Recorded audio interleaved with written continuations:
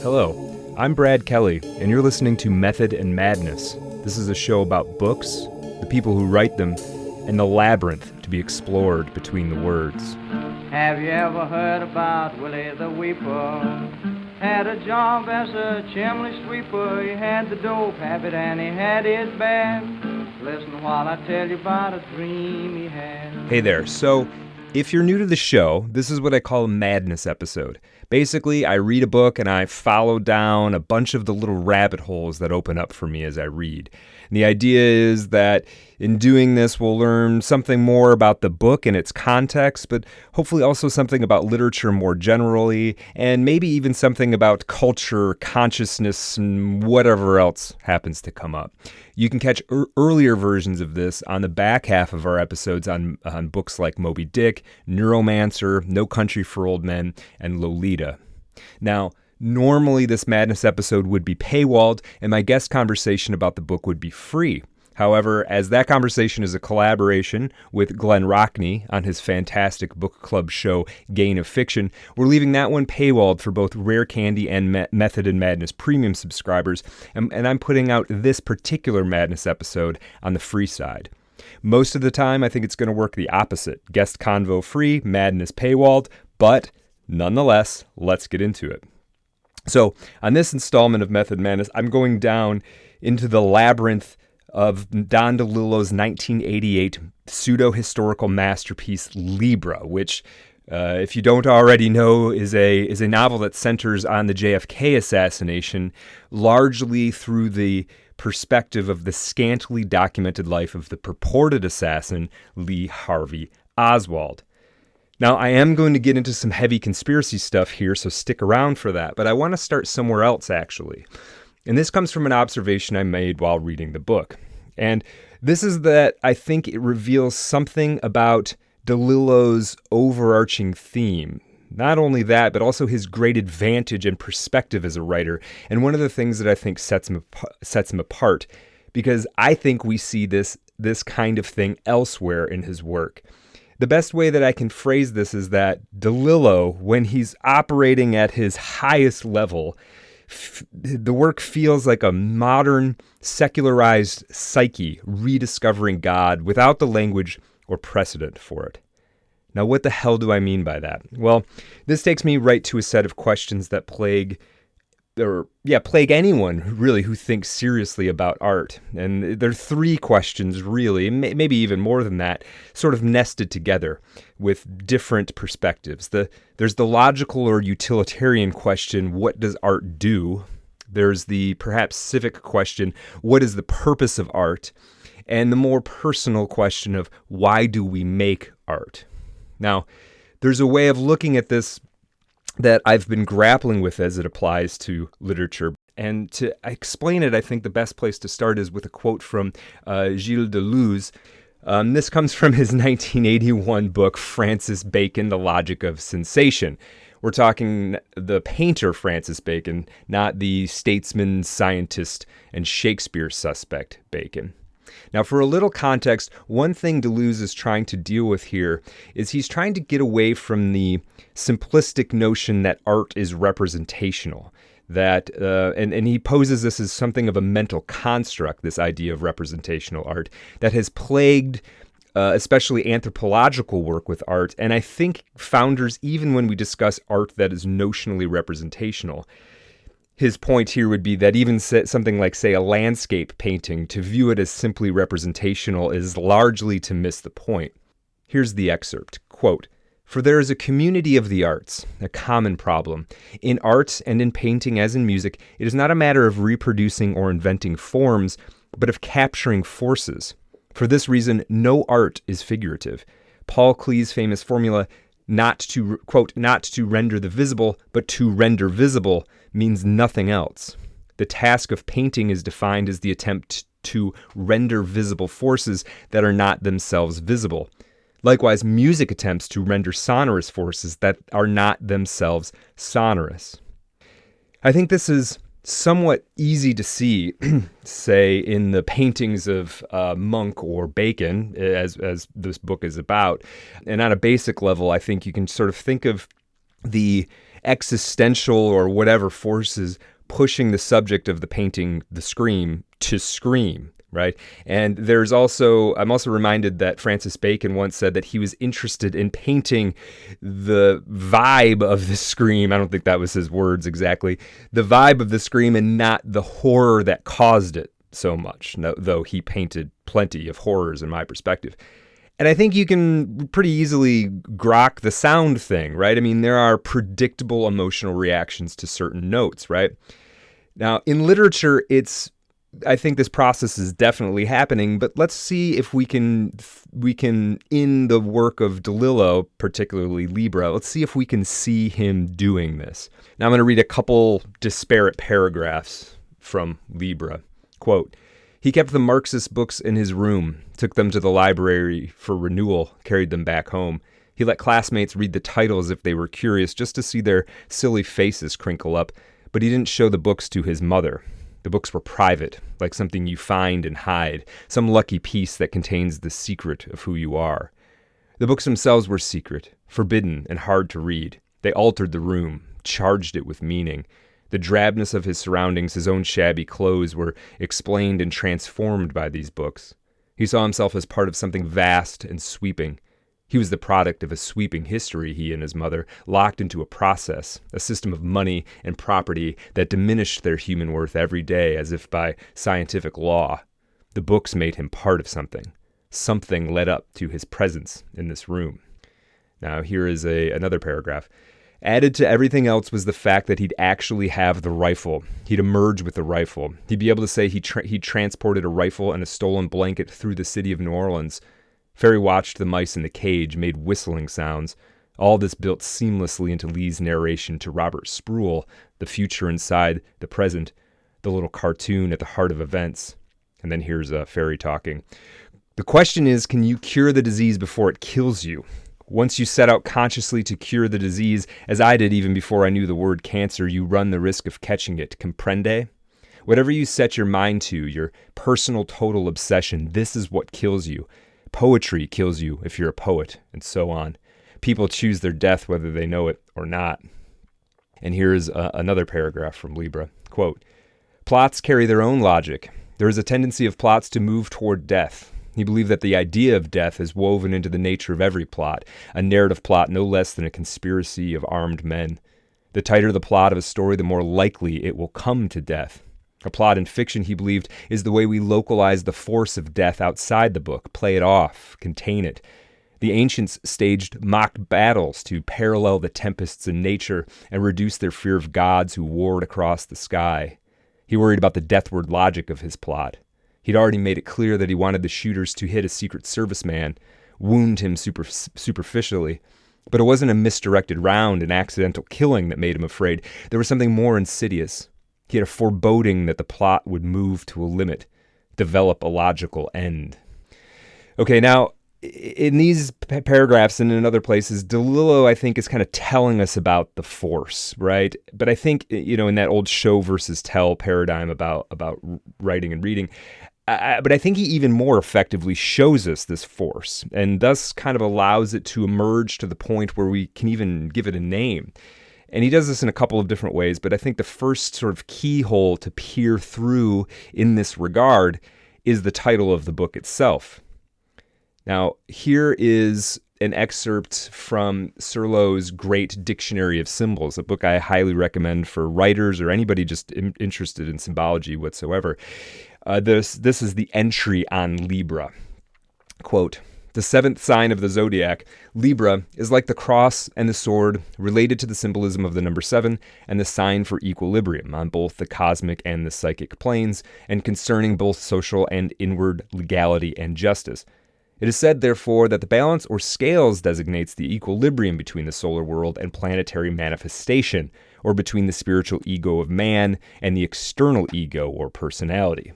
It likewise indicates the equilibrium between good and evil, for, like man, the scales has two tendencies, symbolized by the two symmetrically disposed pans, one tending toward the scorpion, denoting the world of desires, and the other towards the sign of Virgo, or sublimation. Man must, after the model of the scales, balance out his inner tendencies. According to traditional astrology, the sign of the balance rules the kidneys. The seventh sign pertains to human relations and to the union of the spirit within itself, that is to say, to spiritual and mental health. As an allegory of justice, it refers to the intimate and moderating influence of self-chastisement. As a symbol of inner harmony and of intercommunication between the left side, the unconscious, and the right, the consciousness, it represents conjunction. Now, we're going to take a bit of an astrology diversion here, but I think it's more than apt as DeLillo elected to name this book Libra. From the modern astrologer Chris Brennan, and you can watch his YouTube videos on all kinds of topics within the field of astrology, we take some characteristics of Libra, or the person under the influence of Libra. He notes that Libra is masculine and diurnal, that it's associated with air, that it's in the domicile of Venus. He emphasizes that it's the only glyph, Libra is, that is an inanimate object, indicative that it's a very human sign and associated with the intellect. The Libran is easily upset by injustice and favors aesthetic harmony in a kind of intellectual way. It stands opposed to Mars, so in opposition to war, and wants to balance the scales. Libra also serves as a counterbalance to the intellectual intelligence of Virgo, which is the preceding sign. And incidentally, or coincidentally, a lot of politicians tend to be Librans, including Kamala Harris, AOC, Margaret Thatcher, Jimmy Carter, and many others. Now, here's a bit from Libra. Quote, Clay Shaw wore well-made casual clothes and had the easy manner of someone clearly educated to all the right things. When he smiled, a vein seemed to flash from the corner of his right eye to his hairline. He said, quote, we have the positive Libran who has achieved self-mastery. He is well-balanced, level-headed, a sensible fellow respected by all. We have the negative Libran who is, let's say, somewhat unsteady and impulsive, easily influenced, poised to make the dangerous leap either way. Balance is the key. I brought him here, Ferry said, of Oswald, who happens to be a Libra, to see your collection of whips and chains. Everyone laughed. Clay has whips and chains, black hoods, black capes. For Mardi Gras, one of the young men said, and everyone laughed again. Lee felt his smile floating in the air about 6 inches from his face. They stayed 15 minutes and went out into the twilight. Do you believe in astrology? Lee said. I believe in everything, Ferry told him. But more than just the novel Libra, this astrological thinking got me in wondering about astrological stuff around the JFK assassination. I had never really thought about it before reading this book, and honestly, I never even thought about it before starting to put this presentation together. I think the first time I read Libra, the fact that the book was called Libra sort of passed right over me. So, thinking about the JFK assassination vis-a-vis astrology brought me to the modern-day astrologer Joni Patry, who not only has a couple 100,000 subscribers to her YouTube channel, but also was a young girl in Dallas when the assassination happened. Apparently, a day or 2 days before the assassination, she got within close enough to JFK and Jackie to take a picture, and the whole thing ends up being a pretty profound moment in her youth in which her personal life seemed to touch history, and she's clearly been thinking about it a lot in the 60 years since. As a little girl, she even had a Kool-Aid stand right after the assassination and donated the profits to the Kennedy Foundation, for which she got a letter of thanks from the White House. Okay, so Joni Patry talks about a few things related to the JFK assassination. One is the prediction of a one-time famous psychic by the name of Jean Dixon. Jean Dixon made a great number of predictions, most of which never came true. She thought that the World War II would break out in 1958, that Walter Reuther would win the presidency in 1964, that the Soviets would be the first on the moon, that a woman who'd gone missing by the name of Mary Faye Hunter, Dixon predicted that she'd be found alive. There's a whole bunch of these. But she had a few good predictions. One was that before the end of the 20th century, a pope would suffer bodily harm, which came true in the attempted assassination of Pope John Paul II. And another prediction was that a pope would be assassinated, which you could see as sort of a near miss for the Pope John Paul II thing, but her prediction also lines up with some conspiracy theories around the fate of Pope John Paul I. That's maybe for another conversation. Her most important prediction, and the one she's sort of remembered for, came in a 1956 issue of Parade magazine, in which she predicted that a Democrat would be elected president in 1960 and that he would be assassinated. Now back to Joni Patry. Patry asserts that not only did Dixon make this prediction in 1956, but then that in November of 1963, she appeared on television and begged JFK not to go to Dallas. I could not confirm that this ever actually happened, which makes for an interesting example, I think, of the epistemic hall of mirrors that DeLillo points to, not only with this book, but also in that there's a 1983 Rolling Stone piece that he wrote about the JFK assassination that I highly recommend and can be seen as a sort of a preamble to LIBRA. Now, further than all this, Patry claims that the JFK assassination is a story you can practically read in the stars. This is going to get technical for a minute, but bear with me.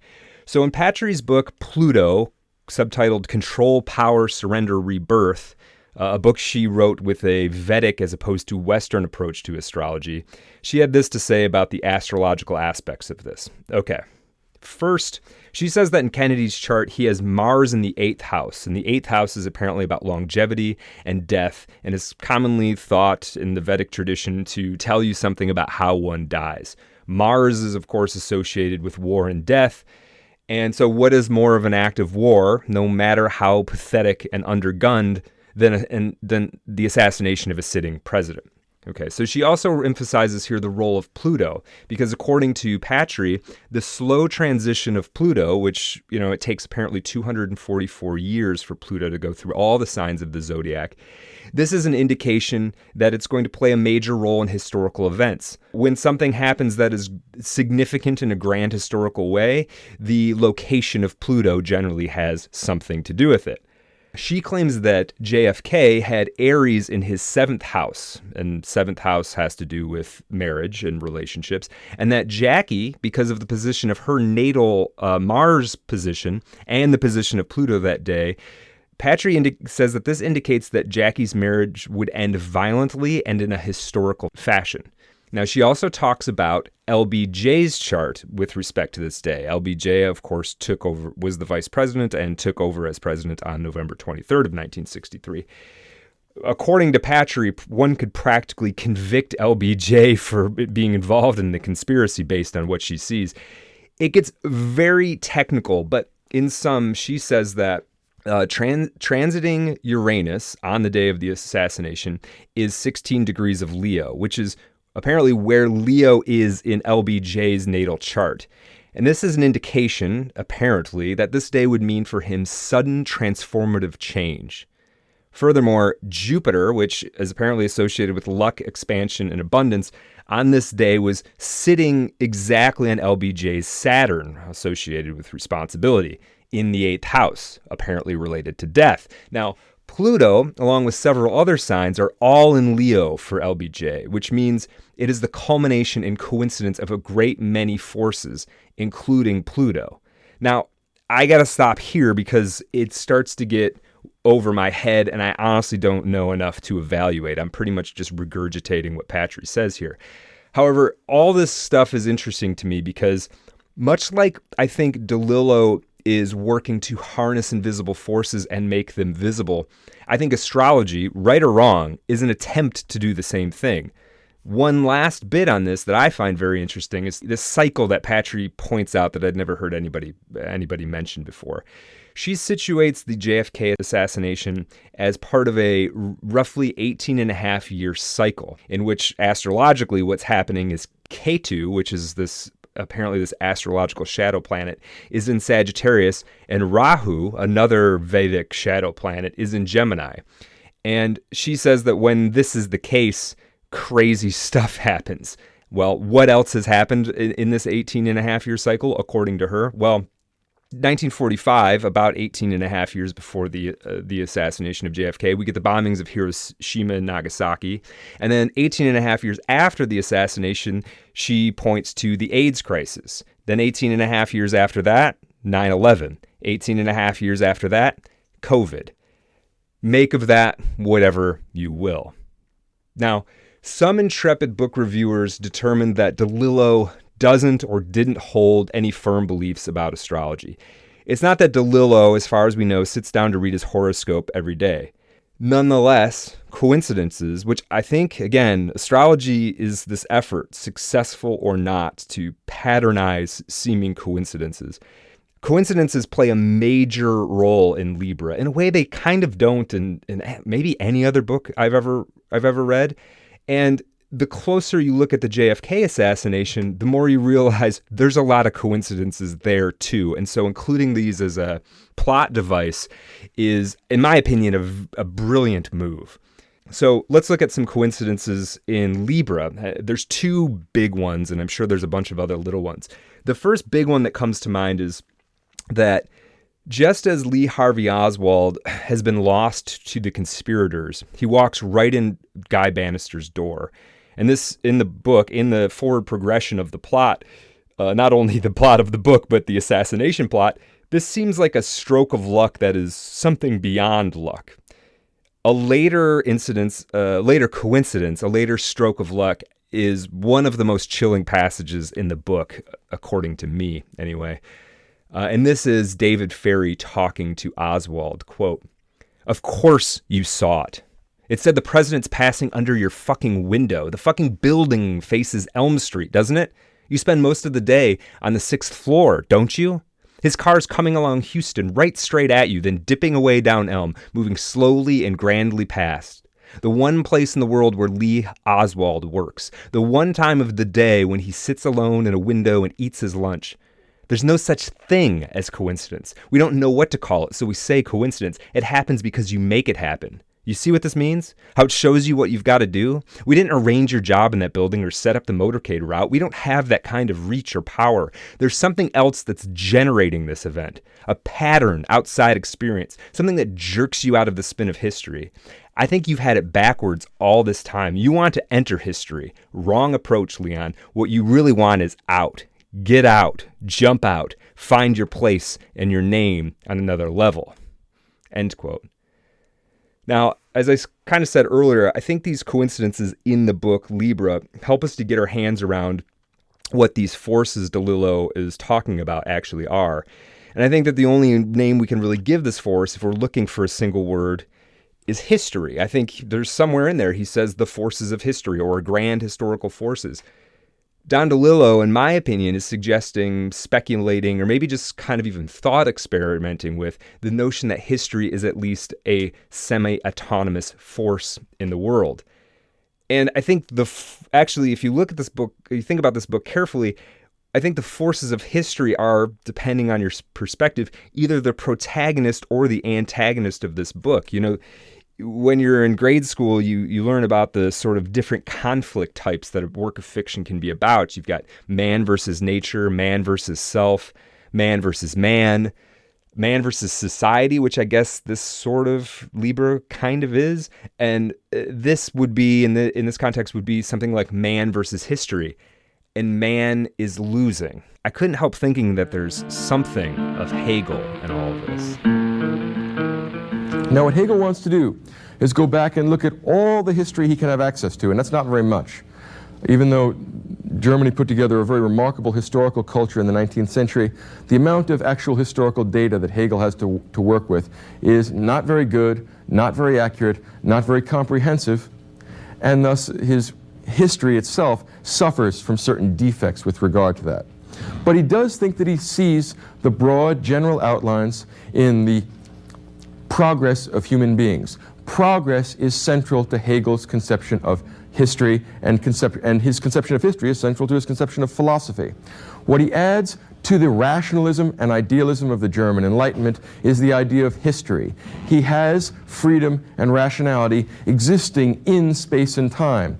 He brings down the world of metaphysics, in other words, and puts it here in the realm of physics. It's not that there aren't two worlds, a metaphysical and a physical realm, it's just they seem to beautifully overlap. There's a sort of pantheism in Hegel, which you also see in Tolstoy, for those of you who know Tolstoy's novels, where there's a vast kind of oceanic feeling that you get, and you come away with the feeling, if you read War and Peace, that God is really running everything and that we're all just atoms in this vast flux, this vast pattern, put together according to some rules that we ourselves are incapable of completely discerning. Well, Hegel kind of holds that view, except that he believes that he is completely able to discern these, which is, again, perhaps the vanity of the philosopher, but give him credit just for the project that he attempts. But I think going much further in that direction opens up a whole nother episode. I like the idea that comes to mind here that DeLillo is using plot coincidences in a unique way. See, in fiction, you're not really supposed to have a coincidence. Writers out there, you'll kind of know this. A coincidence is sort of cheap, right? And when they show up in a work of fiction, even more so than when they show up in everyday life where we easily dismiss them, I think it forces one in the plot to consider what it means if events that are coincidental on the surface aren't actually coincidences, aren't really accidents. They might point to some obscured or semi-obscured order of history, which got me thinking, okay, what if we look at some of the actual coincidences around the JFK assassination? Not astrological stuff, but coincidences, facts that might make anyone else raise an eyebrow. Now, much has been written about a lot of this. Most people who don't think coincidences ever mean anything just dismiss this as like, okay, well, you're just looking for patterns and seeing them.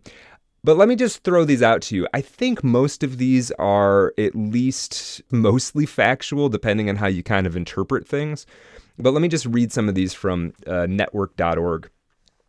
Quote, both presidents were shot. This is associated with the Lincoln assassination, the coincidences between the Lincoln assassination and the JFK assassination.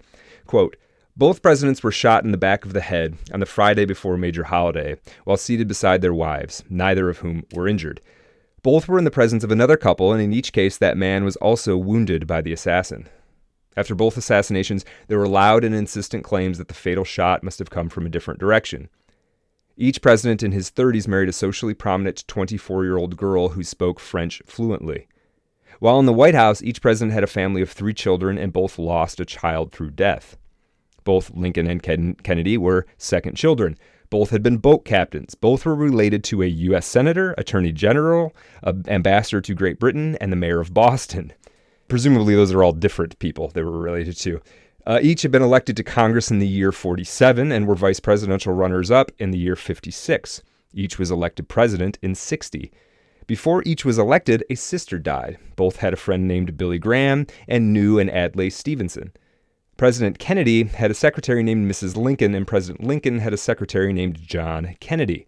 The names Lincoln and Kennedy each get 7 letters. That's where you might be getting into schizo territory there. Both were succeeded by vice presidents named Johnson, Andrew born in 1808 and Lyndon born in 1908, both of whom had 13 letters in their names and had 2 daughters.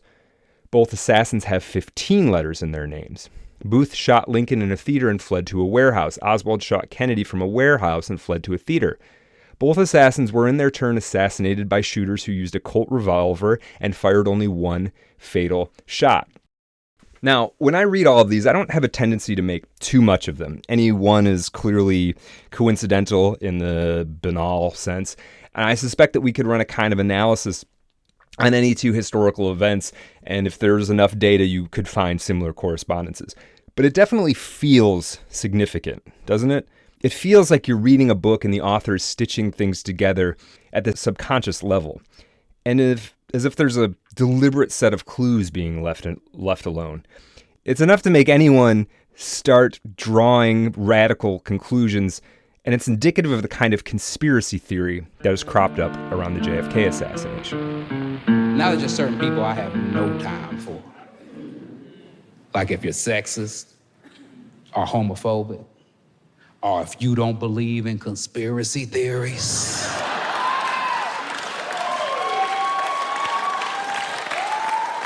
just don't understand. How do you not believe in any conspiracy theories? I understand not all of them, not most of them, but you don't believe in any conspiracy theories? You just think the government's just batting 1,000 and telling us the whole truth? That's a strong stance to take. And again, as I said before, I don't like talking about politics on stage or off stage. I don't like talking about things I don't feel like I'm truly knowledgeable in. But I do know this. Our government is placed in charge of all of its people. I'm a father who's been placed in charge of just one son. And I lie to that nigga all the time.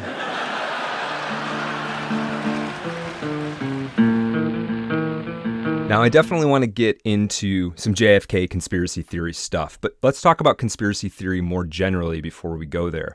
The term itself, conspiracy theory, has been around since the 1800s, but according to the author Lance DeHaven Smith in his book Conspiracy Theory in America, it was probably weaponized following the JFK assassination to, as the saying goes, shitcoat anybody with dissenting opinions. Right? The idea being that you create this pejorative category of conspiracy theory or conspiracy theorists, and then anybody who makes speculative claims that go against your narrative, you just shove them into that category and you consider them dismissed.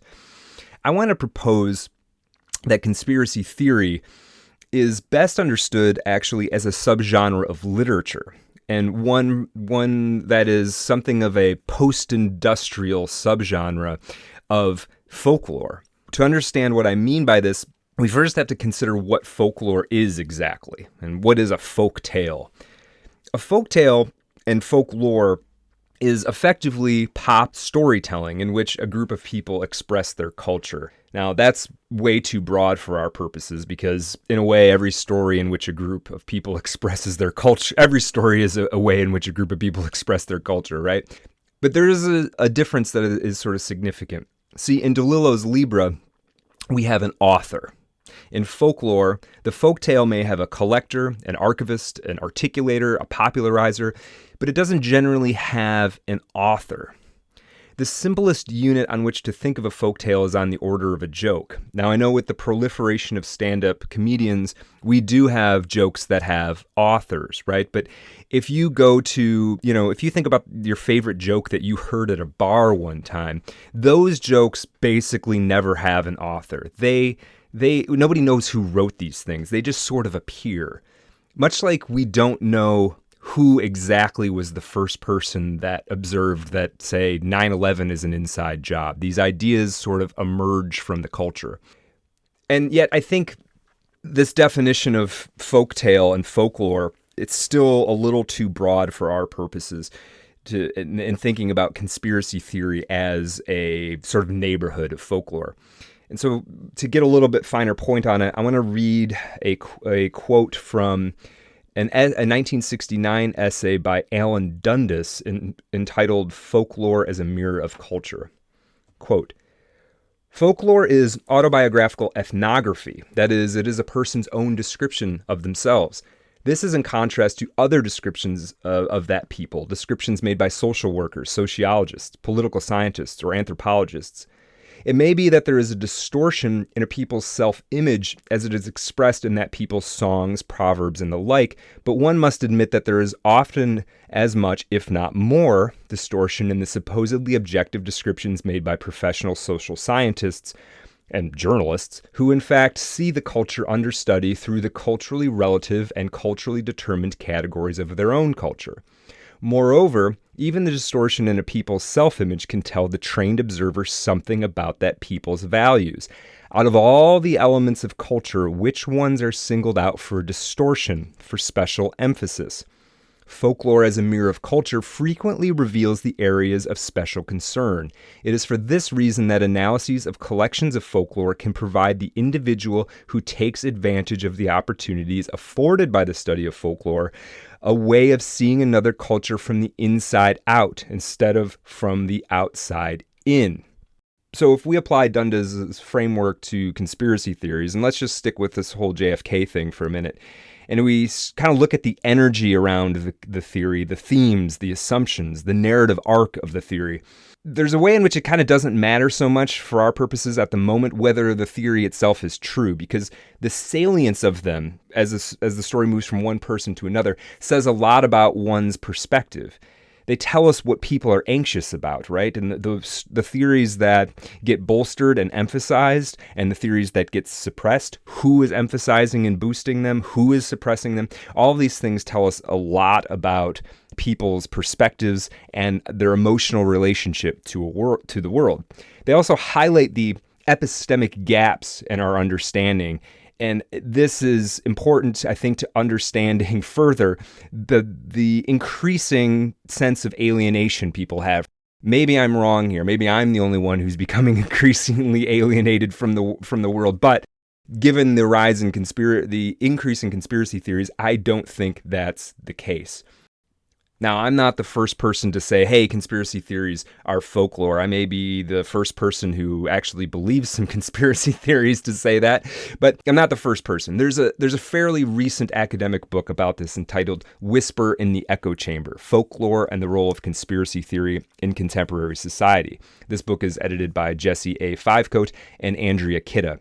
Now, I haven't read this book because it's an academic book and it's prohibitively expensive to give it a skim. But what I've gleaned from interviews with Andrea Kitta, who, oddly enough, seems to think that conspiracy theories are like the exclusive domain of white men, and because of that, interrogating conspiracy theories is like a valid form of political activism.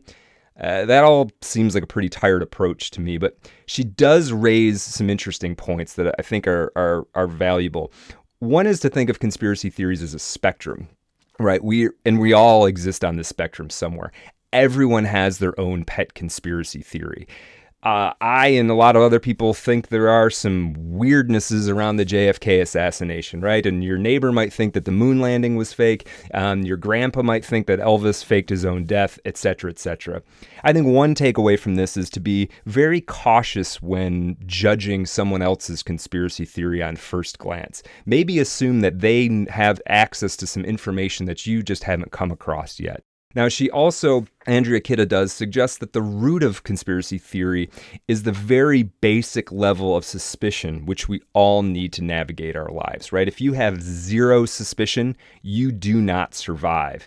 You can then think of conspiracy theories as a sort of metatext. It's like just like the folktales of old would maybe help people to, be entertaining and familiar and comforting in a way, but they also maybe gave you some information about how to survive like agrarian life. I think the conspiracy theory as a folktale might help us sort of navigate our own sphere of suspicions, right? And I think one main difference here between the sort of agrarian folktale and the conspiracy theory folktale is that part of the reason that conspiracy theories rise, in my opinion, is because we're dramatically more interconnected than we've been in previous eras. We're all exposed to way more people and way more situations, and that leads to way more sort of little nooks of inexplicability in which a suspicion can fester. Now, as one reads LIBRA, at least when I read LIBRA, I get the sense that there is sort of something broken in Oswald's mechanism of suspicion. There are all these times when he should have been suspicious and he wasn't, right? These relationships, or he wasn't suspicious enough to do anything about it.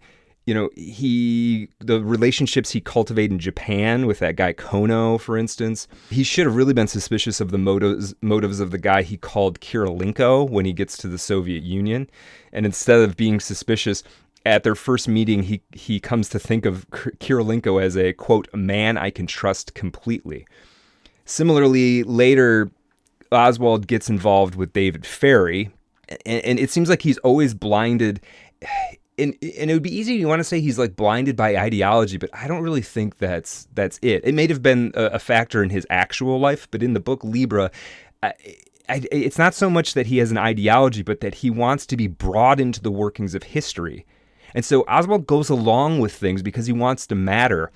And so the slightest offer that he might be part of something tied up in history It's like he'll overlook all likelihood of exploitation and deceit if he just can be just in the room of history, right? If he can just be, his name can be significant in any way. Not even his name, his existence can be significant in any way at all. And I think this is probably a useful reminder for all of us. It's like, we all have these obligations, actual obligations or sort of political commitments, and we all have desires. And I think it's worth thinking about, like, in what ways are these causing you to overlook the obvious? And this cuts both ways. It's like, what conspiracies are we scoffing at because they don't square with our priors? And what ones do we favor because of how well they are to the world we imagine and our place in it, right? This isn't dismissing any or assenting to any. This is thinking about how we think about them and which ones resonate to us, and what are we willing to swallow or overlook to kind of keep our worldview intact. Anyway, after I came back, I asked myself, why was I, the chief of special ops, selected to travel to the South Pole at that time to do a job that any number of others could have done? And I wondered if it could have been because one of my routine duties, if I had been in Washington, would have been to arrange for additional security in Texas. So I decided to check it out. And sure enough, I found out that someone had told the 112th Military Intelligence Group at 4th Army Headquarters at Fort Sam Houston to stand down that day over the protests of the unit commander, Colonel Reich. I believe it's a mistake. This is significant because it is standard operating procedure, especially in a known hostile city like Dallas, to supplement the Secret Service. I mean, even if we had not allowed the bubble top to be removed from the limousine, we would have placed at least 100 to 200 agents on the sidewalk without question. I mean, only a month before in Dallas, UN Ambassador Adlai Stevenson was spit on and hit. There had already been several attempts on de Gaulle's life in France. We would have arrived days ahead of time, studied the route, checked all the buildings, never would have allowed all those wide open empty windows overlooking Dealey, never. We'd have had our own snipers covering the area. The minute a window went up, they'd have been on the radio. We'd have been watching the crowd, packages, rolled up newspapers, coat over and up. Never would have let a man open an umbrella along the way. Never would have allowed that limousine to slow down to 10 miles an hour, much less take that unusual curve at Houston and Elm. You would have felt an Army presence in the streets that day. None of this happened. It was a violation of the most basic protection codes we have, and it is the best indication of a massive plot in Dallas. Now, who could have best done this? Black Ops, Mr. Garrison. People in my business, people like my superior officer could have called Colonel Reich and said, look, we have another unit coming from so-and-so providing security. You'll stand down. I mean, that day, in fact, there were some individual Army intelligence people in Dallas. I'm still trying to figure out who and why. But they weren't protecting the client. And, of course, Oswald. Army Intel had a Harvey Lee Oswald on file. But all those files have been destroyed. Many strange things were happening, and your Lee Harvey Oswald had nothing to do with them. We had the entire cabinet on a trip to the Far East. We had 1/3 of a combat division returning from Germany in the air above the United States at the time of the shooting. At 12:34 p.m., the entire telephone system went out in Washington for a solid hour. And on the plane back to Washington, word was radioed from the White House Situations Room to Lyndon Johnson that one individual performed the assassination. Does that sound like a bunch of coincidences to you, Mr. Garrison? No. Not for one moment. The cabinet was out of the country to get their perceptions out of the way. Troops were in the air for possible riot control. The telephones didn't work to keep the wrong stories from spreading if anything went wrong with the plan. Nothing was left to chance. He could not be allowed to escape alive. Well, I never thought things were the same after that. Vietnam started for real. There was an air of, I don't know, make-believe in the Pentagon and CIA. Those of us who'd been in secret ops since the beginning knew the Warren Commission was fiction. But there was something deeper, uglier. I knew Alan Dulles very well. I'd briefed him many a time in his house. But for the life of me, I still can't figure out why he was appointed to investigate Kennedy's death, the man who had fired him. Dulles, by the way, was General Wyeth's benefactor. I got out in '64, resigned my commission. I never realized Kennedy was so dangerous to the establishment. Is that why? Well, that's a real question, isn't it? Why? The how and the who is just scenery for the public. Oswald, Ruby, Cuba, the Mafia. Keeps them guessing like some kind of parlor game, prevents them from asking the most important question, why? Why was Kennedy killed? Who benefited? Who has the power to cover it up? Okay, so let me tell you about the most recent conspiracy theory I heard about the JFK assassination. I make no claims to its truth. This is me retelling a folktale. But I think the way that it's set up is very interesting for our thinking about LIBRA and everything we've talked about up till now. I learned about this from an interview with the controversial neurosurgeon Jack Kruse on the Danny Jones podcast. And the things that he says are later corroborated by an interview on the same podcast with Judith Very Baker, who claims to have known Oswald intimately in 1963.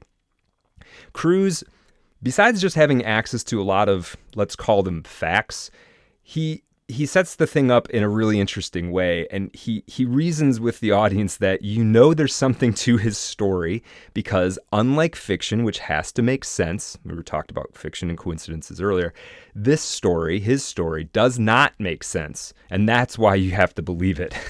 Now, that seems perhaps convenient, but let me just lay this thing out. Again, I don't know if this is true, but let me just lay this out and you can judge it for yourself. So the story starts here. Jack Kruse in the 1980s is doing, I think it's his residency down in New Orleans, and he's somehow associated with the Ochsner Medical Center, named after Alton Ochsner.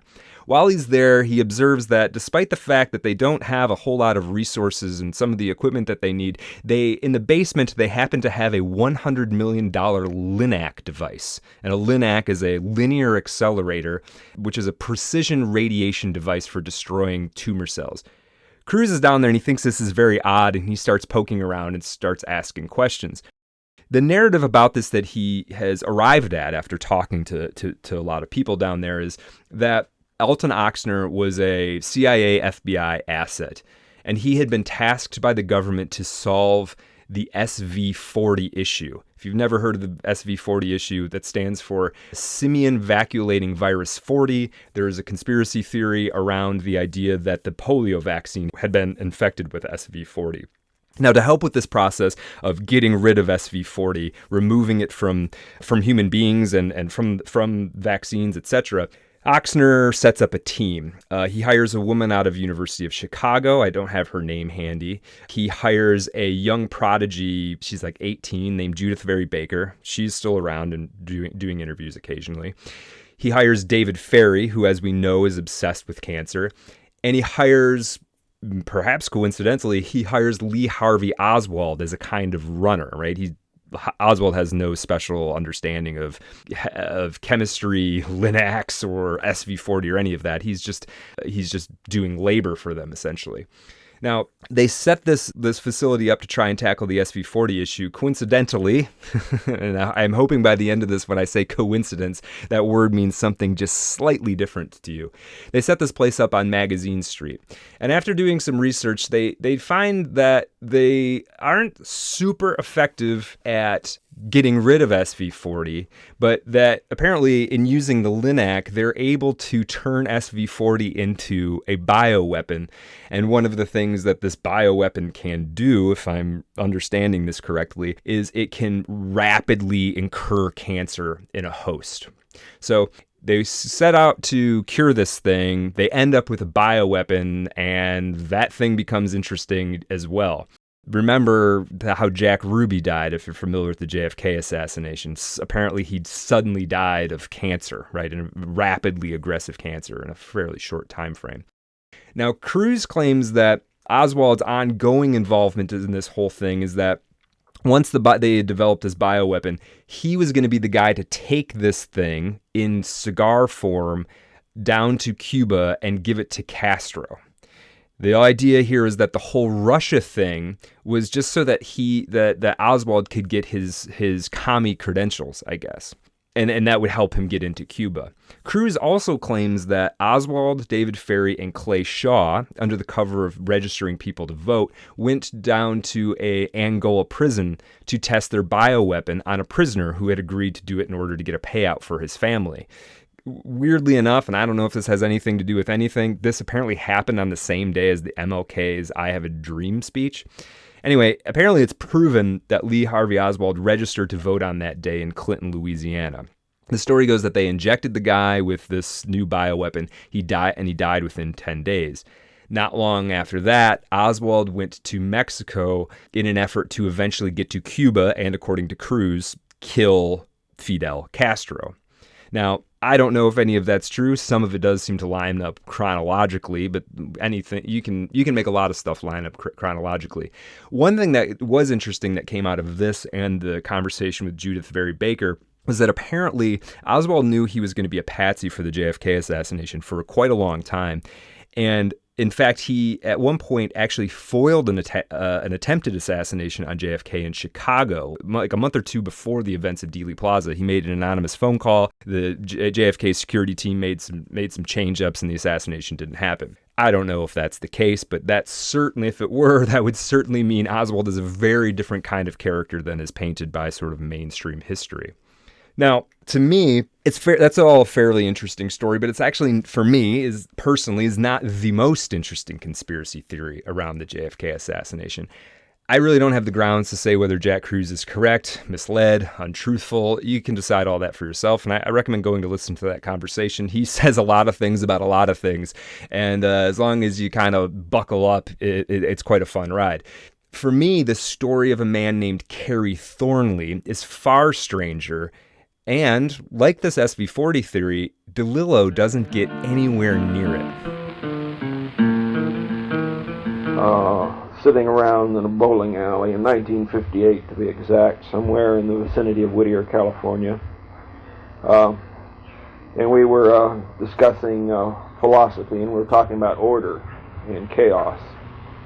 And my theory was a Darwinistic theory that order emerged from chaos and was in fact simply the prevailing form of chaos. And Greg's theory was that order was projected on the universe, that it didn't exist at all, that it was a creation of the human mind, that order was entirely in perception and had nothing to do with what was going on out there in a completely chaotic universe. And so somewhere in the middle of our argument, Greg happened to mention that there was a Greek goddess of chaos and confusion, and her name was Eris, spelled E-R-I-S. And I said, well, you know, what we need is not so much an explanation for order. We both agree to that. What the world needs is an explanation for chaos and why there's so much of it. And so at that point, we decided to start a religion worshiping the Greek goddess of chaos and confusion, who the Romans called Discordia, and thus Discordianism was born.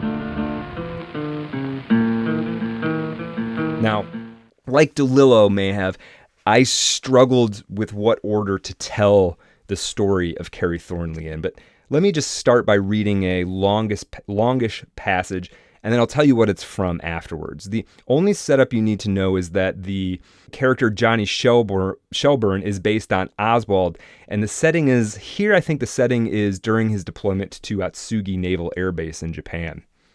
Quote, the question was, when did it all start?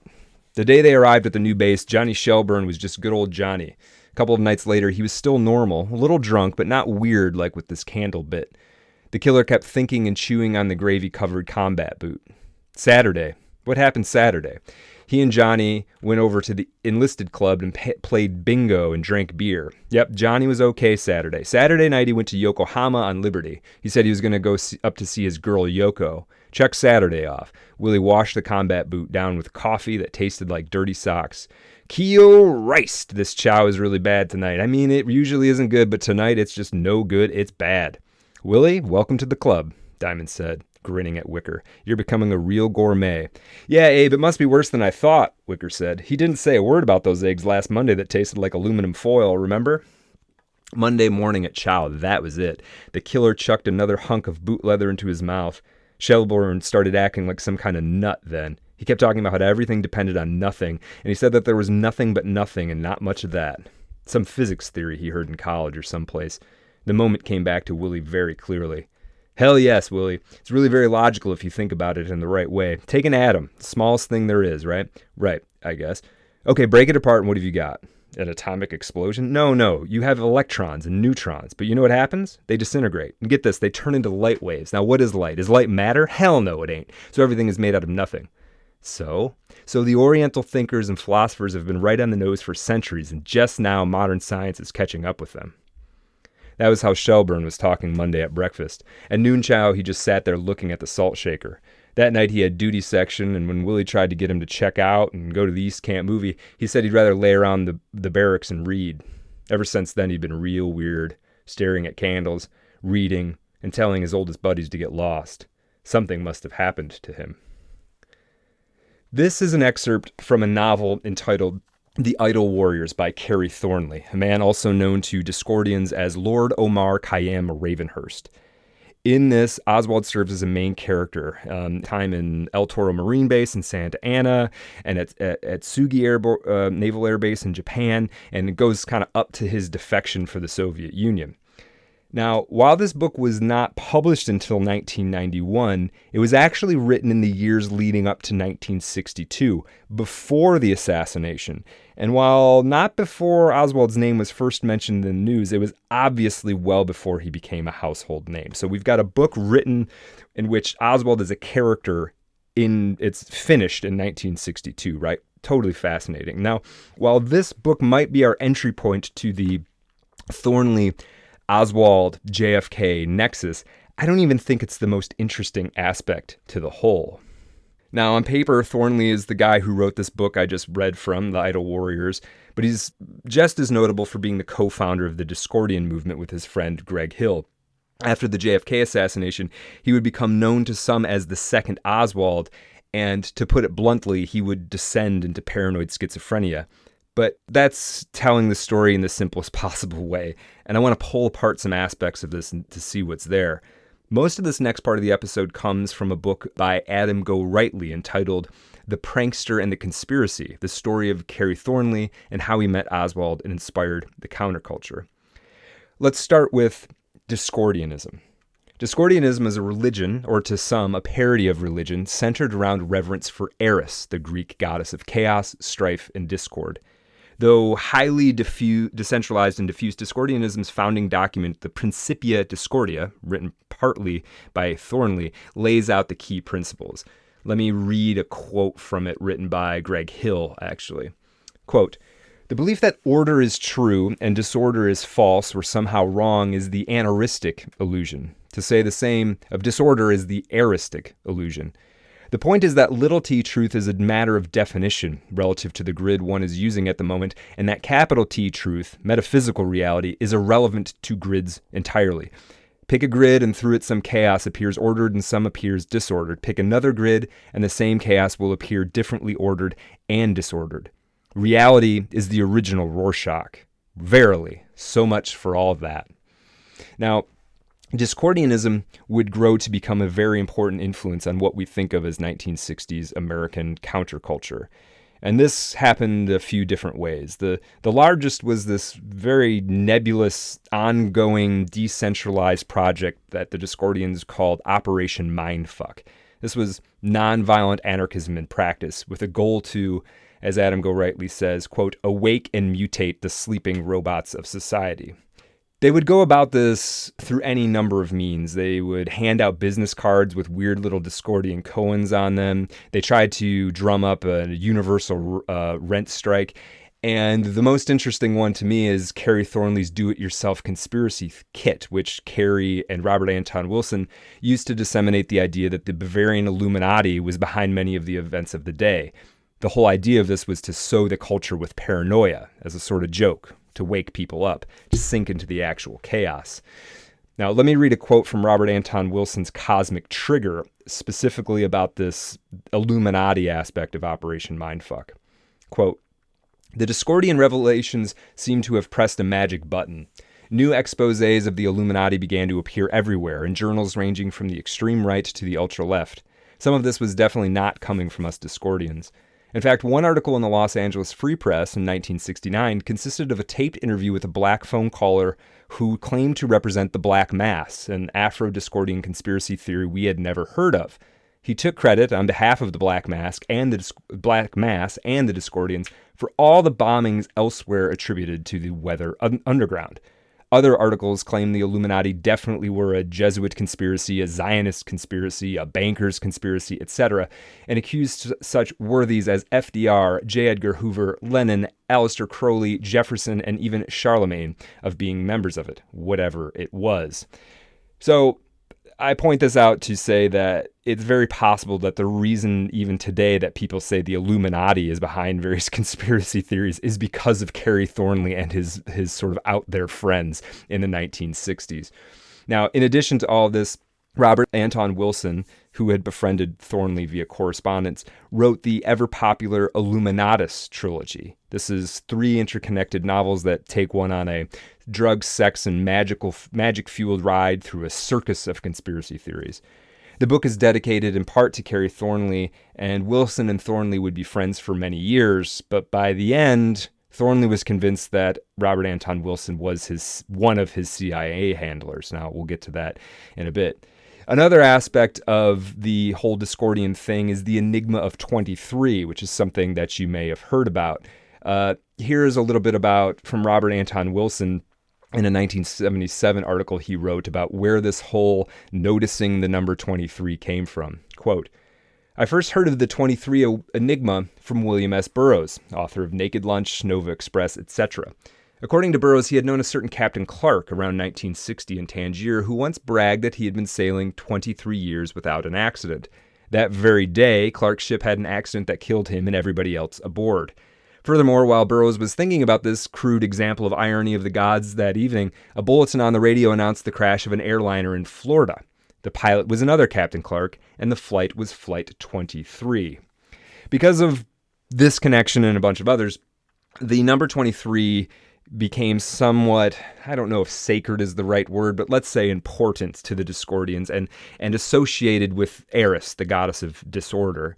This notion that this number is weird in some way ends up reaching far beyond the niche of Thornley and Wilson. One big, fairly recent example, you might note the 2007 Jim Carrey thriller entitled The Number 23.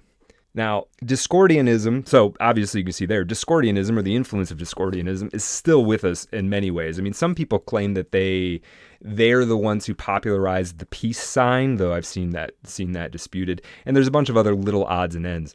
They spawned a whole bunch of imitators and inheritors. The Church of the Subgenius is one example. The Cacophony Society, and thereby eventually Burning Man, that's another example. Carey himself has also been noted as a kind of forefather of the neo-pagan movement, though he always downplayed his role, and he was certainly very influential in the history of zines.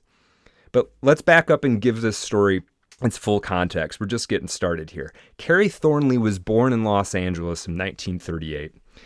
The indication of what kind of a guy he was going to be was evident pretty early on, and there's this anecdote about a prank he pulled in high school in which he spliced a realistic news break into a radio broadcast that the drama club was listening to. And this fake news broadcast announced that Soviet planes were dropping bombs in the United States. It was a sort of a War of the World, Orson Welles' War of the World situation, though highly local. And apparently a lot of the students were genuinely freaked out. Okay, so that's the kind of guy he was. In 1956, he joined the Marine Corps Reserves. He attended boot camp and all of that. He went to college at USC, and he soon cultivated this, identity as a kind of a free-thinking nerd with a bizarre sense of humor. In 1959, he decided to fulfill his 2-year active duty and was stationed at El Toro Marine Base in Santa Ana. This is where he would meet Oswald. A bit later, Oswald and Thornley were both stationed at Atsugi together. And then later, just for the timeline's sake, it was after Atsugi that Oswald defected to the Soviet Union. Now, for all the hippie stuff that Thornley is associated with, when he was in the Marines, he considered himself a right-winger. And to be true for his entire intellectual life, it's not very easy to pin him down in terms of politics. One moment he's on the right, the next he's on the left. One minute he's obsessed with Ayn Rand, and the next he's gobbling up LSD.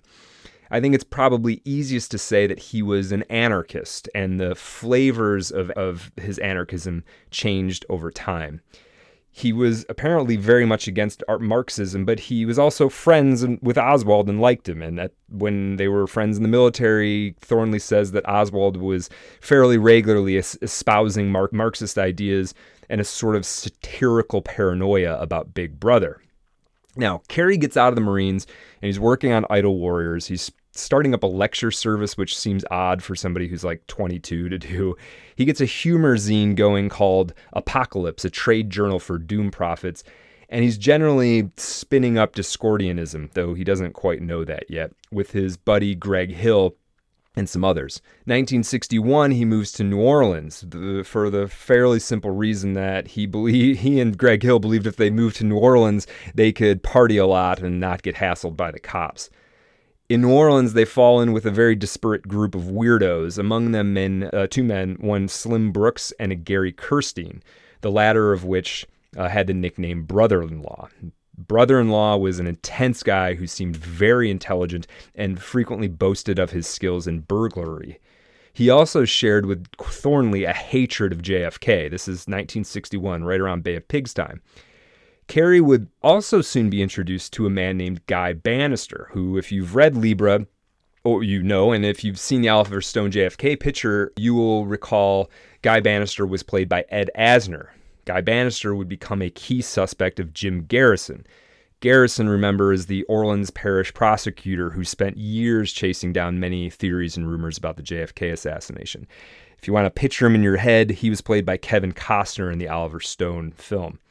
But pause there for a second. I want just to think about that. Thornley knew Lee Harvey Oswald and Guy Bannister, two men who'd be closely linked to the JFK assassination, and he knew them supposedly completely separate from each other. One didn't introduce him to the other. And this is where we get, I think, the beginning of a sequence of very odd coincidences. See, Carey also would meet David Ferrie, the former pilot, rogue cancer researcher, and terminally bald guy played by Joe Pesci in the Oliver Stone movie.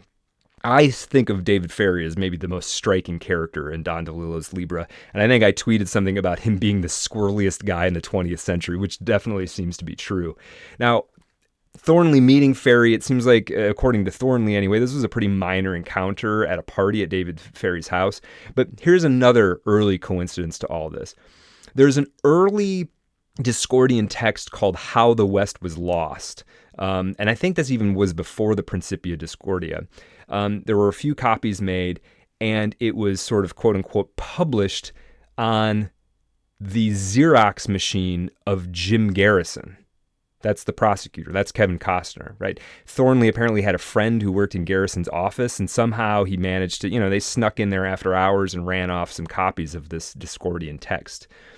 Just a coincidence, of course. Believe it or not, at this point, perhaps the most notable character of all in the Thornley story of all these people I mentioned. I'm talking about Garrison and Bannister and Ferrie and Oswald. For the purposes of Thornley's part of this narrative, it might be that the most important person is actually this Gary Kirstein guy, or also known as Brother-in-Law. See, Brother-in-Law would talk openly about the need to assassinate JFK, and he would instigate conversations with Carey Thornley about how one might go about doing this. Purportedly, Kirstein said something like, first we get JFK and then we go after Martin Luther King, right? He also said that the best way to pull off a political assassination would be to have many people involved, but to maintain the illusion that they were pursuing other goals. He also noted that such an assassination should be pinned on some jailbird so the rest of the players could get away scot-free. Let's put a marker there and we'll meet Kirstein a little bit down the road in this story. Now, in October of 1963, Thornley gets a job at Arnaud's, a restaurant, apparently a really nice restaurant still in operation in New Orleans. Here is an excerpt from Go Rightly's book. Quote, news of Kennedy's assassination broke during the lunch hour when a waiter who'd been taking a break outside came in to report that the cops had picked up a suspect in the assassination, identified as a former Marine. The waiter couldn't remember the name, but the suspect in question had defected to Russia for a couple of years before returning to America. When Carey guessed the suspect's name, all hell broke loose among the serving staff. Someone even went so far as to ask Carey if he'd had a hand in the assassination. One cretinous individual, Carey remembered, even began gossiping behind my back that I was in fact Lee Harvey Oswald's brother. In response to the news, Carey celebrated the national tragedy in his own irreverent way, reveling while others grieved aloud. As Carey recalled in an interview, quote, "I was in Arnaud's restaurant in New Orleans waiting tables, and when the news came through that Kennedy had been killed, I started singing. I was just ecstatic. I was so happy, and I hated him because of the Katanga massacre. I hated him because he was like Wesley Mooch in Atlas Shrugged. He was trying to impose price controls and all this. I thought he was going to plunge the whole world into starvation, including the United States first." Carey's jubilance turned to horror when Oswald was shot dead 2 days later. Now everyone who'd been in mourning was suddenly smug about Oswald's murder, while Carey fell into an immediate funk over the sudden shooting of poor, pathetic Lee, whom he felt was a total innocent caught in the crossfire. By this time, both the Secret Service and the FBI had been to Arnaud's to question Carey, and middle-aged men in suits seemed always to be trailing him. Carey, fearing that he was now a suspect, decided that the only rational thing to do was to go to the local FBI office and volunteer for a lie detector test. In an article called Oswald and I and the FBI, Carey recounted his interview at the FBI office. Quote, "The man who ended up interviewing me was an authentic police type, the kind who plays the commissioner in movies. Graying hair, Irish mug, hard-boiled manner, cigar. He looked bored. He put his feet up on his desk and sneered at me. I began to explain the reason I was there, and he wanted to know if I'd had my picture taken yet. I hadn't, so we went out in the hall and they took my picture. We returned to the office, and again I started my explanation, for I wanted my motivation clear. Oswald was once a close acquaintance, and I had sort of liked him. Besides, he would have bungled anything so complicated as a political assassination for sure. He was not the cold-blooded psychopath the pandering press was making him out to be. Although my political outlook precluded me from having much sympathy for the late president, it did not dim my eagerness to see whomever had used Oswald as a tool, be he Bircher, Red, or whatever else, prosecuted to the hilt. Just as I was on the verge of volunteering my help, my friend the commissioner interrupted to inform me that the FBI was not interested in my political opinions. They were not thought police, he assured, missing the whole point. I tried a few more times. I don't recall the exact sequence, but once I was asked if Oswald was a, quote, homo of any kind, and another time I was interrupted with a list of names. Were any of them familiar? Nope. Another thing that happened during this interview was that a line containing what must have been half the FBI agents in New Orleans filed past the open door of the office as if they were coming in at quitting time to punch out. Either I wasn't such a hot suspect after all, or these feds had lousy security, risking compromise of all these men. The commissioner yawned. If I thought of anything more, please give him a call. His name was, oddly, Kennedy. Now, it seems that Thornley got himself firmly on the JFK assassination radar by going to the feds. He would end up testifying to the Warren Commission, his name appearing in the Warren report along with 33 pages of his testimony, and he would later become a special interest of Jim Garrison. But maybe that's it, right? Maybe Thornley knew Oswald, and there were a couple of coincidences. But let's look at the rest of Thornley's life. Now, for a time after the assassination, Thornley moved to Alexandria, Virginia, at the urging of his friend Slim Brooks. It's kind of an odd place to go, but the idea was that if he was ever going to get Idle Warriors going at a publisher, he should be near the literary hotbed of Washington, D.C., apparently. Doesn't make a whole lot of sense to me, I guess. However, on a return trip to New Orleans, Thornley met up again with Kirsten. Recently, Kirsten's strong-willed, brilliant girlfriend, Ola, had purportedly killed herself, though Thornley suspected Kirsten had killed her because she knew too much. The encounter with Kirsten this time around was so laden with sinister overtones that Carey hoped to never see Kirsten again, and he wouldn't until a little bit later, but we'll get there. In 1966, Jim Garrison's interest in the JFK assassination ramps up. By this time, Thornley was fully conspiratorial about the Warren Report, as were a lot of people, and he was now an editor for a newsletter called The Innovator, working under his personal philosophy of sex, drugs, and treason. See, he was a true anarchist, or as close as a modern-day person can get to being a true anarchist. He basically transcended the politics of the everyday. To his own mind, LSD had opened him up to the sense that, quote, the universe was infinitely more profound than I'd previously imagined. And it's around this time he becomes a kind of forefather of the neo-pagan movement, as I mentioned. Now, Garrison alleged that Thornley was actually in close association with Lee Oswald in New Orleans in September of '63, just a couple months before the assassination. An important thing to keep in mind is that Thornley hadn't always dismissed allegations and rumors about him having some kind of involvement with this. He was a Discordian, right? He sowed chaos, so he would sometimes jokingly suggest that he'd masterminded the whole thing. But he had genuinely been actually enthusiastic about the death of JFK, so it's not a stretch that people might make these associations. He got, I guess you would say, unlucky, depending on your perspective, that Jim Garrison got a whiff of him. Now, in 1968, Thornley ends up getting a subpoena and returns to New Orleans to be deposed in Garrison's office. And the first person he runs into is, lo and behold, Slim Brooks, a guy he would later come to understand was one of his handlers. Slim insisted that Carey not mention brother-in-law, and so according to Thornley, he conveniently left brother-in-law out of his entire conversation with Garrison. A couple months later, Carey was taken into custody. He'd been a major part of the JFK assassination, according to Garrison, and his novel, Idle Warriors, had been contrived as part of Oswald's Marxist cover to basically prove that Oswald was a Marxist who truly defected to the Soviet Union for ideological reasons. As further evidence for Thornley's part in this conspiracy, Garrison pointed to the witness of Barbara Reed, a bohemian voodoo worker and scene maker known as Mother Witch in the French Quarter. Barbara Reed, by the way, was a one-time Discordian, and she claimed to be the goddess Eris incarnate, right? So a woman who claims to be the goddess of chaos and disorder, you're going to trust her witness. Deal. Now, her thing was that she claimed to have seen Thornley and Oswald together in New Orleans on a number of occasions in 1963, and she had accrued a bunch of other people in the neighborhood who agreed with her. And it was stuff like this that started to get Carey thinking there was something going on. I shouldn't even say started. It deepened his paranoia. And he began to think perhaps something had happened and he'd forgotten.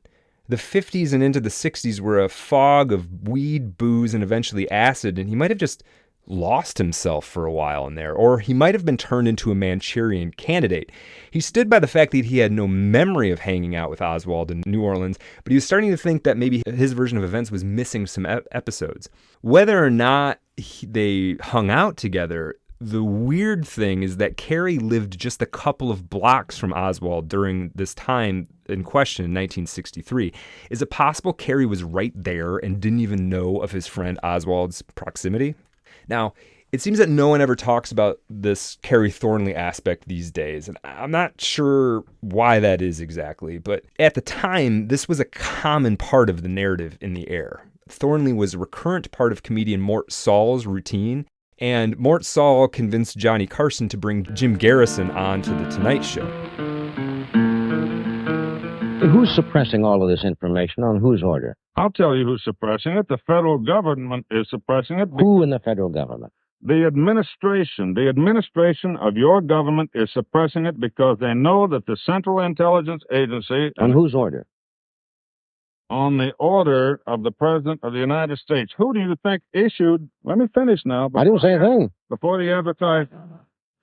The executive order, which forbids every person in this audience and every person listening to this program, which forbids them to look at this evidence until September in the year 2039, was issued by the President of the United States. Does that answer your question? He's suppressing it. For what possible reason? Why don't you ask him, John? Now, of course, there are other coincidences and oddities related to the JFK conspiracy that have nothing to do with Carey, as we see in Libra and in the Oliver Stone film. But there's something else I want to talk about here, as it fills in some of the space around one of the most interesting aspects of the Libra depiction to me, and that's the Oswald doubles. So to kind of launch into this part, I want to read a passage from Libra. Quote, Branch also has a theory about the Oswald doubles, who were active for almost 2 months, mainly in and around Dallas, but also in other Texas cities. He thinks Mackey devised the scheme principally to occupy Alpha 66, to get them so deeply entrenched in rigid arrangements and setups that they wouldn't be able to adjust when the Miami facade folded over in the first breeze. Joseph Miltier had spoken of the difference between countdown and go. Mackey wanted to be sure that Alpha was stuck in countdown. He would be sitting on go. The operation was crude. Someone looking like Oswald walks into an auto showroom, says his name is Lee Oswald, says he will soon be coming into money, test drives a Comet at high speeds, and makes a remark about getting back to Russia. Someone who says his name is Oswald goes to a gunsmith and has a telescopic sight mounted on his rifle. Someone looking like Oswald goes to a rifle range half a dozen times in a 13-day period and makes a point of shooting at other people's targets. All of these incidents took place at times when the real Oswald was known to be elsewhere. To Nicholas Branch, more frequently, of late, Lee H. Oswald seems a technical diagram, part of some exercise in the secret manipulation of history. A photograph taken by hidden CIA cameras of a man walking past the Soviet embassy in Mexico City bears the identifying tag Lee H. Oswald.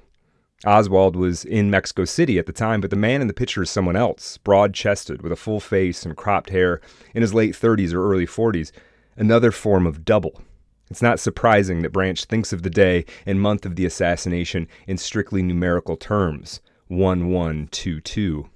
But there's something even more curious than the misidentification. The man in the photograph matches the written physical descriptions Branch has seen of T.J. Mackey. Now here's another passage from LIBRA. Quote, Oswald's eyes are gray, they are blue, they are brown. He is 5'9", 5'10", 5'11". He is right-handed, he is left-handed. He drives a car, he does not. He is a crack shot and a dud. Branch has support for all these propositions in eyewitness testimony and commission exhibits. Oswald even looks like different people from one photograph to the next. He is solid, frail, thin-lipped, broad-featured, extroverted, shy, and bank clerkish, all with the columned neck of a fullback. He looks like everybody. In 2 photos taken in the military, he is a grim killer and a babyface hero. In another photo, he sits in profile with a group of fellow Marines on a rattan mat under palm trees. 4 or 5 men face the camera. They all look like Oswald. Branch thinks they look more like Oswald than the figure in profile, officially identified as him. The Oswald shadings, the multiple images, the split perceptions, eye color, weapons caliber, these seem a foreboding of what is to come. The endless fact rubble of the investigations. How many shots? How many gunmen? How many directions? Now, I read this to call back to mind this whole part of the conspiracy mythology, but also because this is where the coincidences between Oswald and Thornley's life, to me, get even stranger, because Thornley looked like Oswald to people. Here's from the Adam Go Rightly book.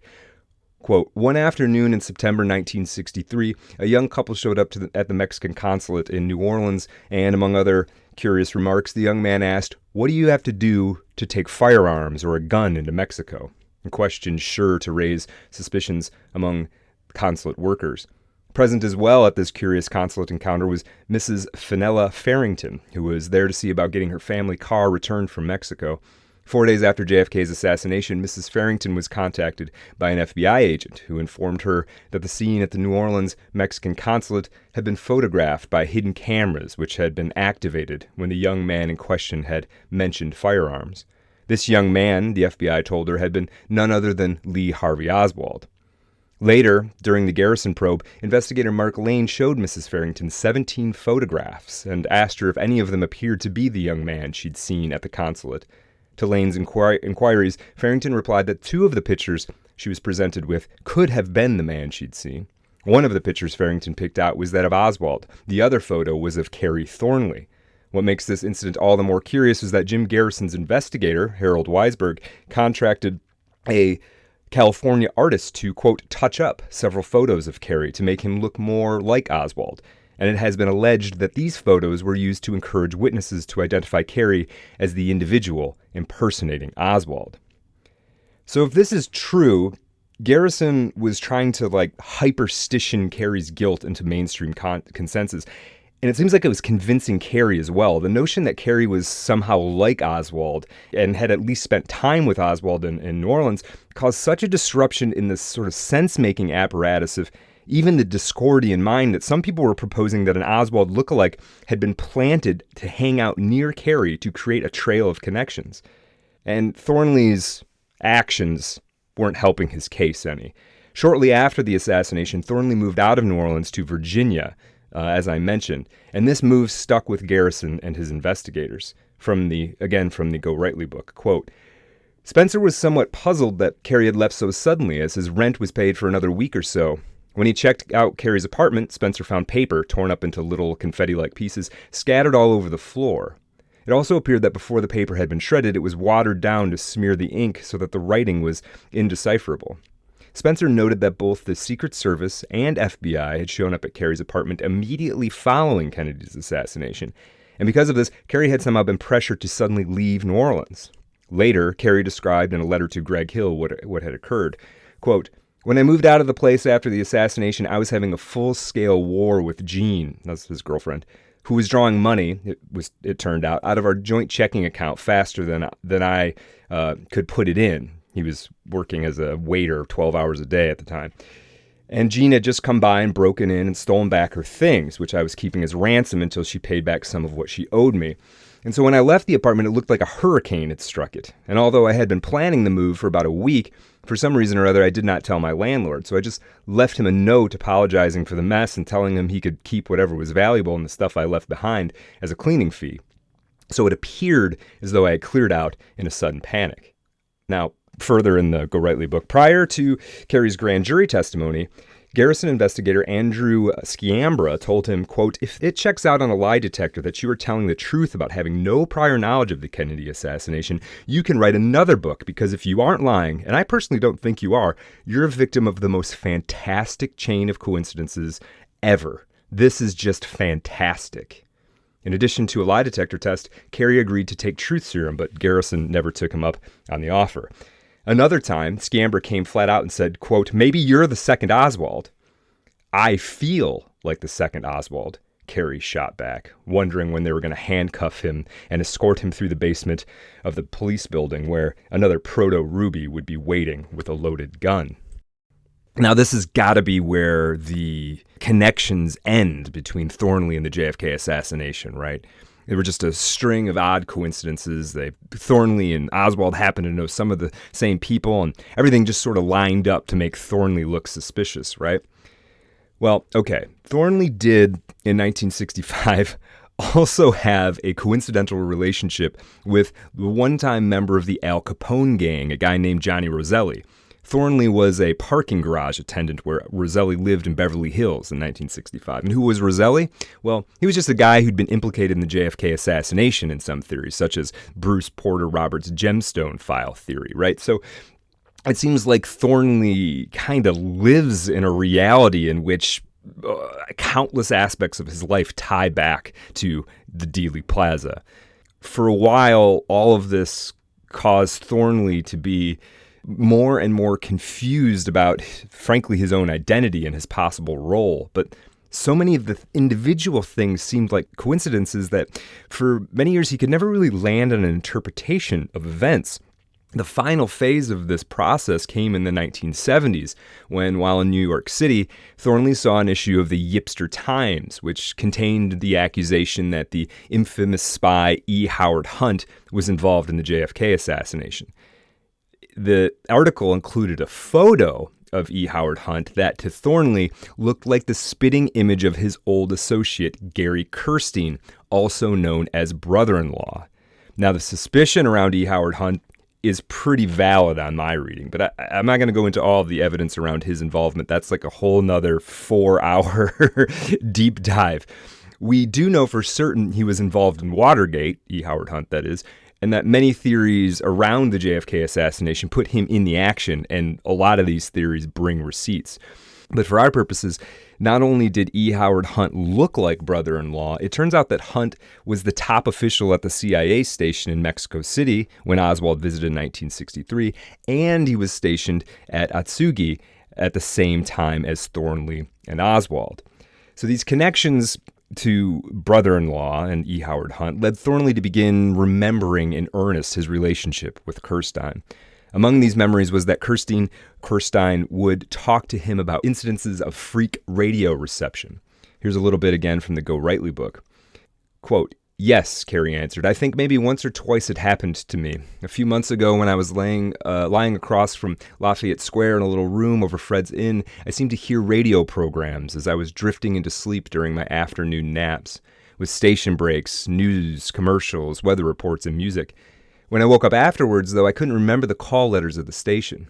Kirstein laughed and nodded as if to indicate that he had foreknowledge about the event, which Carey found rather peculiar.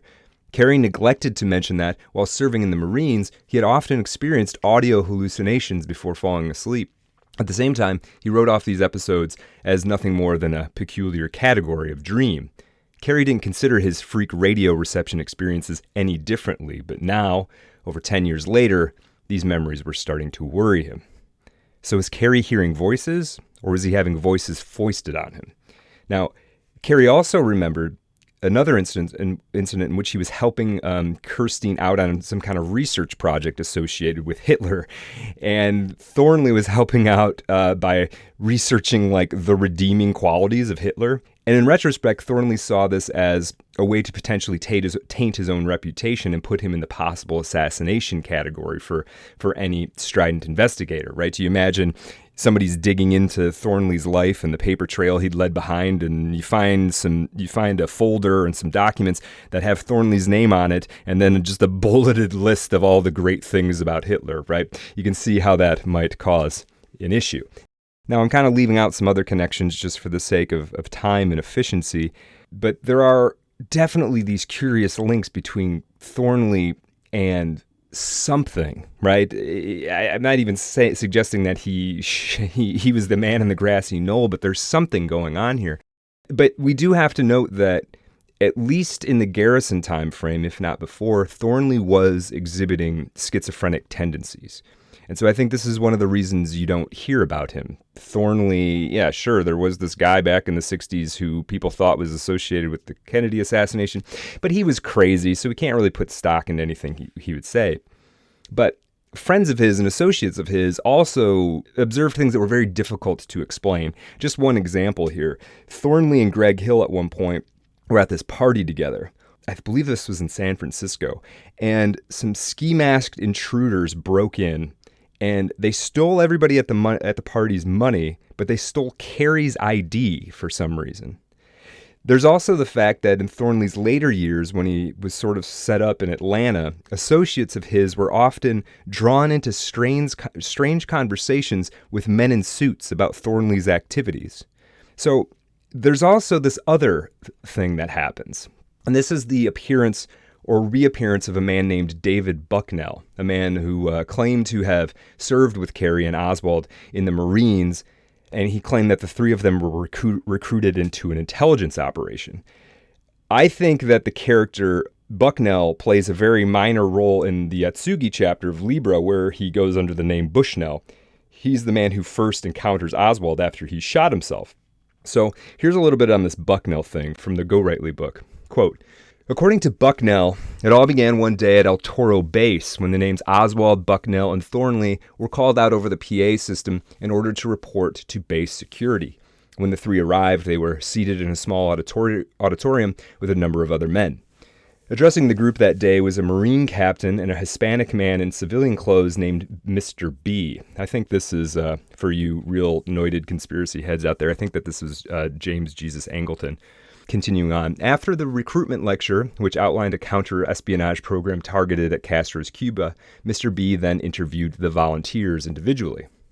Carey heard nothing more from the mysterious Mr. B, although Bucknell claimed that he and Oswald returned for further meetings. At these meetings, Bucknell was asked if he would consider teaching electronics at paramilitary operations in the jungles of South America.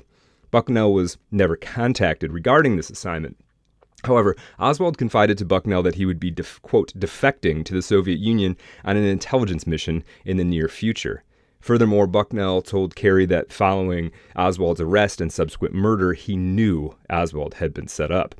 Bucknell became so paranoid about this whole affair that for several years afterwards, he lived under a series of new assumed names. According to Carey, both he and Bucknell suspected that, quote, Oswald may have already been an Army intelligence agent pretending to be a Marxist at the time of Mr. B's recruitment attempt, which may have enhanced his qualifications for Mr. B's program. At about the time all this happened, I began having vivid audio hallucinations, usually just before falling asleep. Later, Carey came to believe that these audio hallucinations encountered prior to REM sleep, were induced by way of a mind-controlled device which had been surreptitiously implanted into the base of his neck by MK Ultra operatives. It was through these real or imagined implants that Carey came to believe that mind-controlled transmissions were beamed into his brain.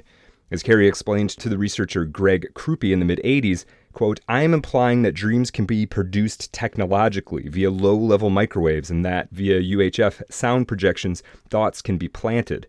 According to FOIA documents, the CIA made a KGB agent jump out of a window via UHF messages.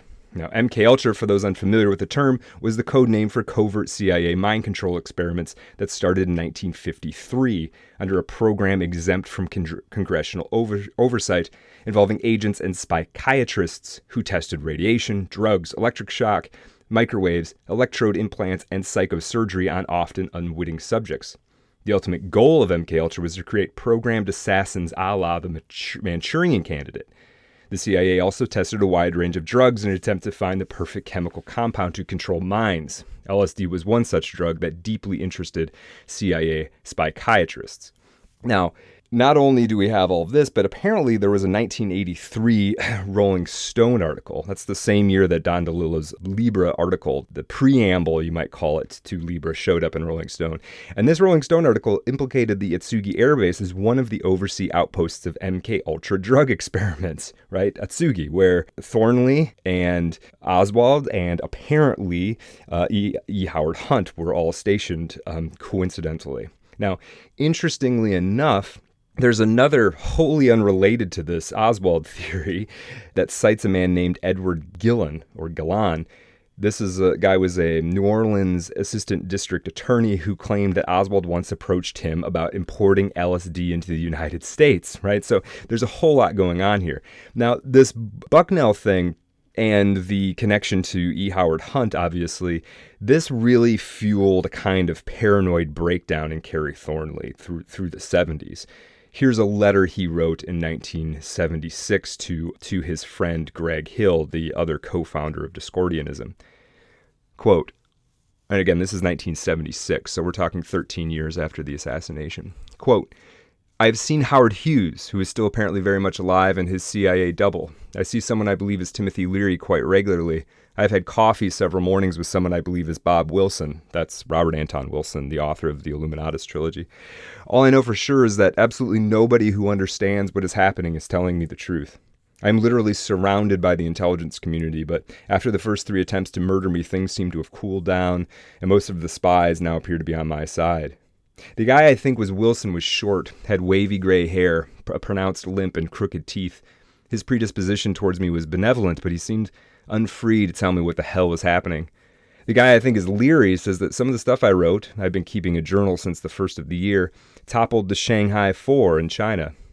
I did discover that Maoist activities in Atlanta were being sponsored by defense industry, ruling class Catholic Jesuit families who also sponsor Lester Maddox, etc. And I did speculate that maybe Chinese Jesuits and the DuPont family had a lot of power in China, and the Chinese government did crumble a few days later. The Nazis invented flying saucers during World War II, and assassinations and terrorism seem to have been part of an angry publicity stunt to bring the world's attention to the engine in the UFOs, which uses no fossil fuel or uranium, but rely on electromagnetic principles to generate cheap, clean energy from the ions in the air or something. Gary Kirstein, the man who Thornley claimed was E. Howard Hunt, gave me all the hints I needed to put this thing together years ago, but I did not integrate them.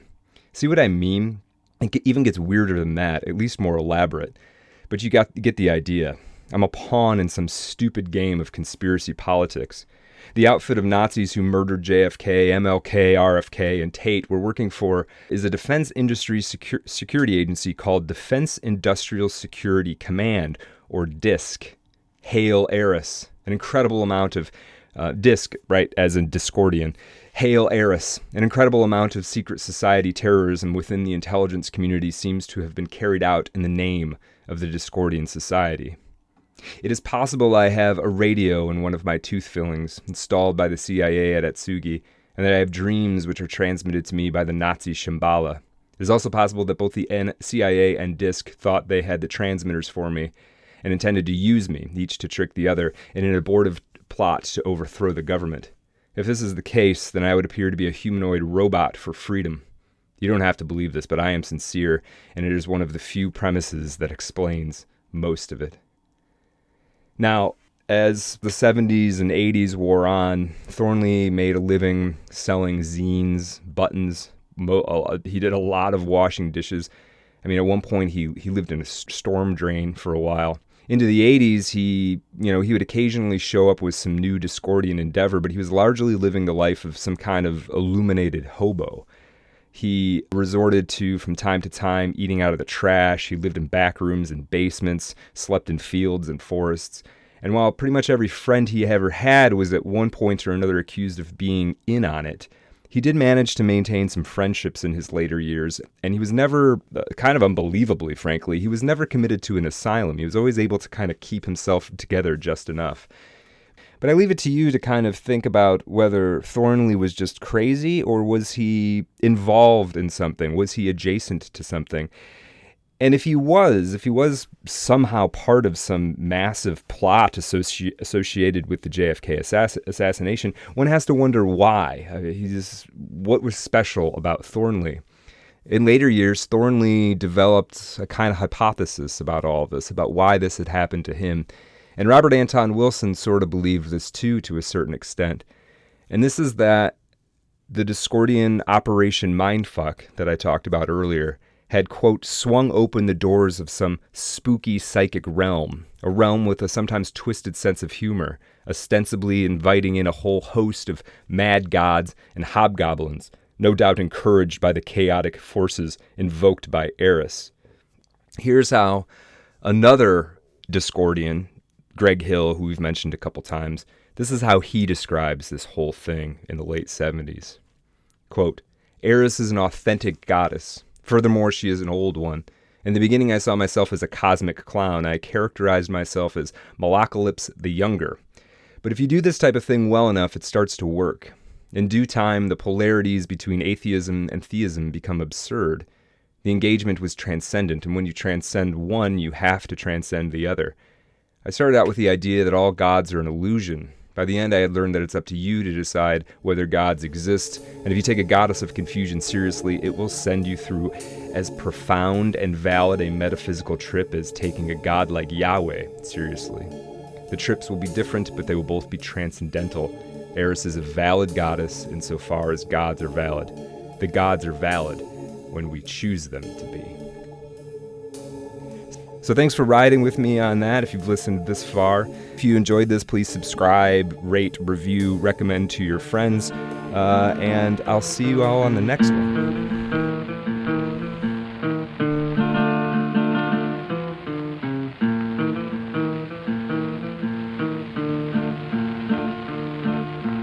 Have you ever heard about Willie the Weeper?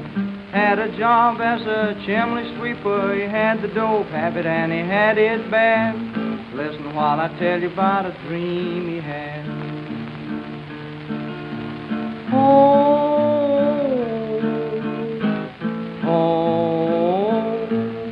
He went down to the dope shop one Saturday night.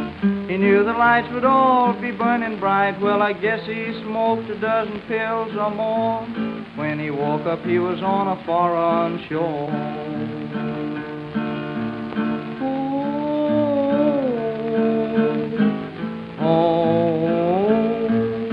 The Queen of Sheba was the first he met.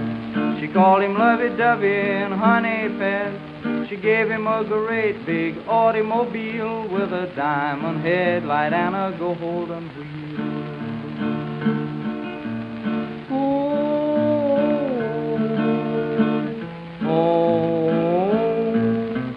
Down in Honolulu, Willie fell in a trance, seeing the dusky beauties do the hula dance. His sweetie got in jail and Willie sure did shout when he got the news that she had wiggled out.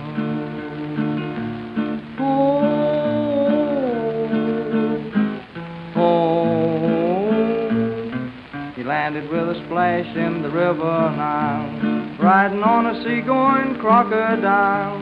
He winked at Cleopatra, she said, ain't he a sight? He said, how about a date for next Saturday night?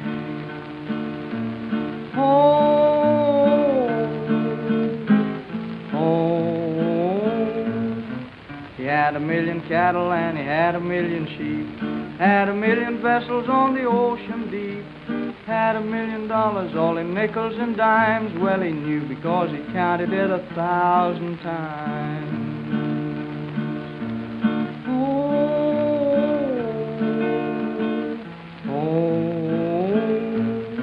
He landed in New York one evening late. He asked his sugar for an after date, started to kiss her and she started to pout when bang, bang, and the door gave out.